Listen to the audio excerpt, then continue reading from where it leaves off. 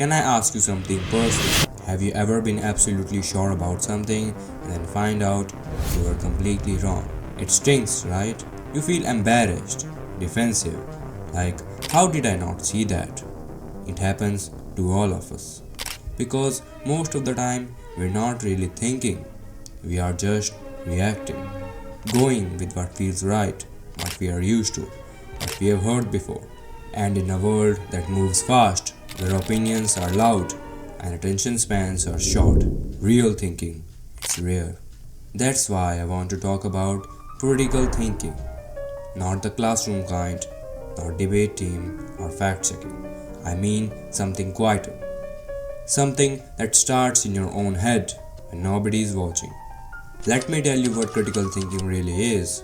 It's when you slow down just enough to ask, wait, do I actually believe this? Or did I just absorb it? Where did this opinion come from? Do I even know?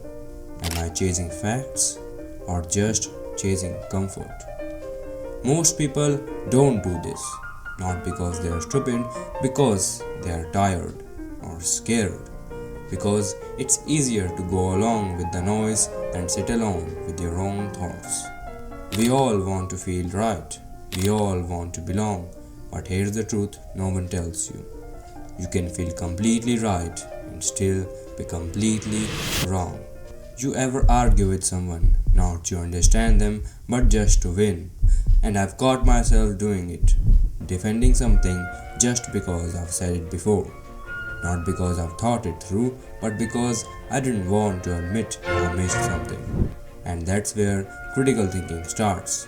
Right there, in that comfortable moment where your brain wants to double down and instead you pause. You say, maybe I'm wrong, maybe I need more information, maybe I've never looked at it from their side. It's not weakness, it's awareness, and it's rare. Want to know something wild? Most of us are walking around wearing other people's ideas like hand-me-down clothes. Stuff we picked up from our parents, media, culture, Twitter, religion, school, podcast, whoever. We think we are making choices, but a lot of the time we are just repeating things we never examined. Critical thinking is you stopping mid-scroll and saying, this sounds right, but what if it's not? Where is the evidence? Who benefits if I believe this? It's you saying, I don't know, when everyone else is pretending they do.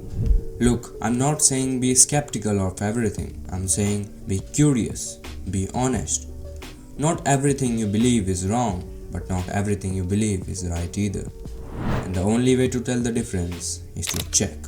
Ask real questions. Look at more than one angle. Talk less. Listen more. And for the love of the God, if you're angry, wait before posting. Anger shuts down thinking. So does fear. So does pride. You know what opens it up? Silence. Listening. Asking, could there be more to this? We always say, think for yourself. But thinking for yourself means challenging yourself, not just others. It means knowing that the smartest person in the room is not the one talking the most. It's the one asking better questions and maybe, just maybe, being okay with not knowing. Because real thinking doesn't happen when you're certain. It happens when you are willing to be uncertain. So try this. Next time you hear something and your first instinct is, yeah, that's definitely true. Pause. Take a deep breath and ask, what if I'm wrong? What don't I know yet? What questions haven't I asked? That's critical thinking. And in a world full of noise, it's one of the most honest things you can do. If you don't think for yourself, someone else will do it for you. And they probably won't have your best interest in mind.